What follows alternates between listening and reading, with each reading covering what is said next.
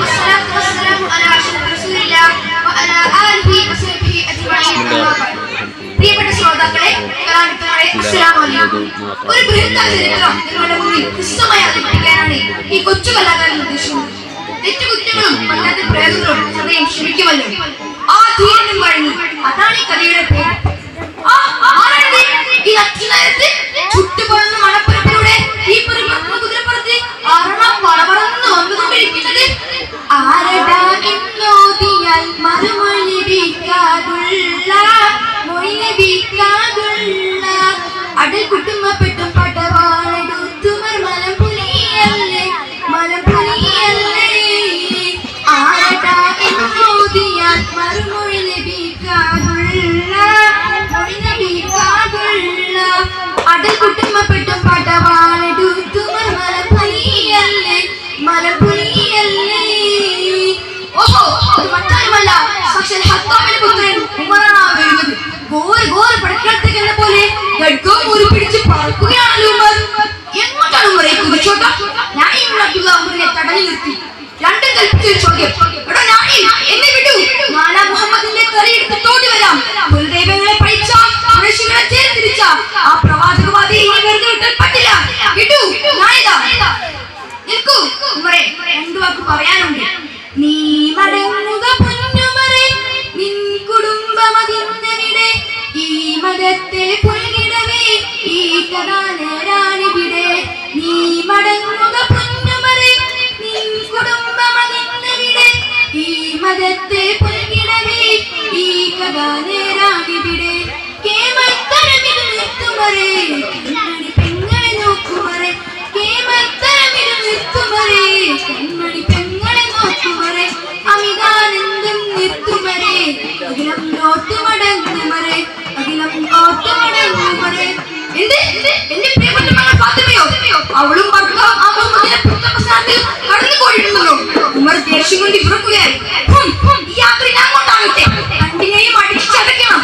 ഈർഷ്യത കൊണ്ട് അടിമുടി ഉറച്ചു ഉമർദ ഫാത്തിമാന്റെ പടിവാതിൽക്കിലെത്തി. ഉമറിന്റെ ഗംഭീര സ്വരം കേട്ടപ്പോൾ ആ വീട്ടിലുണ്ടായിരുന്നവർക്ക് വിശുദ്ധ ഖുർആൻ പാരായണം ചെയ്ത് കൊടുത്തിരുന്നിരുന്ന ഹബ്ബാബുൽ അറത്ത് സ്വഹാബി മറുഭാഗത്ത് ഓടി വിളിച്ചു. വെറിയാർന്ന കൈകൾ ഫാത്തിമ ഖുർആനിന്റെ കൂടെ സ്മരിച്ചു വെച്ചു. വാതിൽ തുറന്നു. ഇട്ടുമേറ്റങ്ങളെത്തി ഉമർ ചോദിച്ചു, എന്താണ് ഞാൻ കേട്ട എന്താണെന്ന്? അതൊന്നുമില്ല. ഒന്നുമില്ലെന്നോ? എനിക്കറിയാം, നിങ്ങൾ രണ്ടുപേരും ആ മുഹമ്മദിന്റെ പുത്രപ്രസാദത്തിൽ കടന്നു കൂടിയിട്ടുണ്ടെന്ന്. ഉമർ തന്റെ അടിയെ സൈദിന്റെ മാർത്ത് പിടിച്ചൊരു വീക്ക് കൊടുക്കുമ്പോൾ ഓടി ആദാ പെങ്ങൾ അടുക്കാനായി, അടിയും കൂത്തന്നെ കയർക്കയായി. ഉടനെ പ്രഹരം വന്ന അവൾക്കെത്തി, ഉമറിൽ അവൾ കാലം തിരുത്തലായി. ചോദി അവൾക്ക് ഇതാണെന്നരുൾ, ചോദി പറയാമോ ഇതെന്ത് ഹാലേ. അതാ തന്റെ ഭർത്താവിനെ ഇട്ട് നീക്കുന്നത് കണ്ട് ഫാത്തിമ ഓടിച്ചെന്ന് തടഞ്ഞു നിൽക്കുകയായിരുന്നു. അതാ പെങ്ങളുടെ ഭൂതലത്തിൽ ഉമറിന്റെ പകരം ചോരയിൽ കുതിർന്നുകൊണ്ടുള്ള പെങ്ങൾ പറയുകയാണ്, അതേ ഉമർ, ഞങ്ങൾ ഇന്ന് സത്യപ്രസംഗത്തിലാണ്. ഈ മതമാണ് സത്യമെങ്കിൽ നീ എന്ത് ചെയ്യും? ചോരയിൽ കുതിർന്ന് പെങ്ങളെ കണ്ടതാ ഉമർ അല്പനേരം തളർന്നു പോയി. ആ ഏഴ് ഫാത്തിമ, ഞാൻ പാരായണം ചെയ്യട്ടെ. ഏ ഉമറെ, എനിക്ക് ശുദ്ധിയില്ല. ശുദ്ധിയില്ലാത്തവരെ സ്പർശിച്ചുകൂടാ. അങ്ങനെ ശുദ്ധി പ്രാപിച്ച ശേഷം ഉമർ എന്ന ഭാഗം പാരായണം ചെയ്തപ്പോൾ ഉമറിന്റെ രണ്ട് നയനങ്ങൾ നനഞ്ഞൊഴുകുകയാണ്. എവിടെയാണ് ഫാത്തിമ മുഹമ്മദ് റസൂൽ?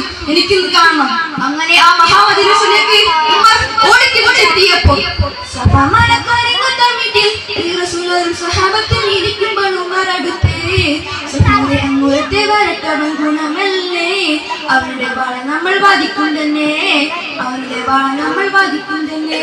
സ്വഭാവത്തെ പ്രകാശവും നിറമായി സർവ്വത്തെ ജനമല്ല സുരുൾപതി സുഹൃതങ്ങൾക്ക് ഇനി മുതൽ സുഹൃത്തായെന്നൊരു ചെയ്ത് സുഖാന്റെ വിളിക്കെട്ടി മനം പിടിച്ചേ, സുഖാന്റെ വിളിക്കെട്ടി മനം പിടിച്ചേ. അതാ സഭാമഴക്ക് ചാരക്കുലത്തിൽ സഹാബാക്കളുണ്ട്.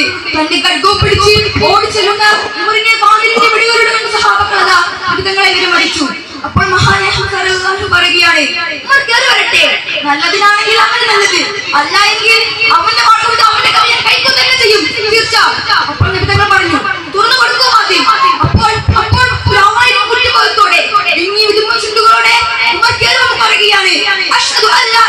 അല്ലാഹ്